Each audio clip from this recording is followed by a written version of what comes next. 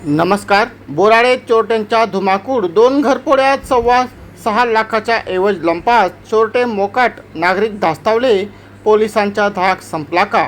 शहादा तालुक्यातील बोराडे गावात अज्ञात चोरट्यांनी शनिवारी पहाटे धाडसी घरफोड्या करून पोलिसांना खुले आव्हान दिले आहे.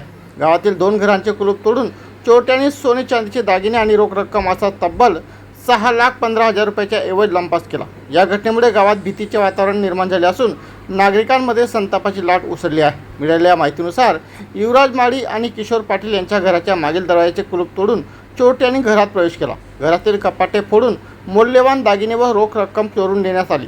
सकाळी चोरीचा प्रकार उघडकीस आले तर परिसरात एकच खळबळ उडाली. घटनेची माहिती मिळताच सारंगखेडा पोलिसांनी घटनास्थळी धाव घेत पंचनामा केला. उपविभागीय पोलीस अधिकारी दत्ता पवार यांनी देखील घटनास्थळी भेट देऊन तपासाबाबत आवश्यक सूचना दिल्या.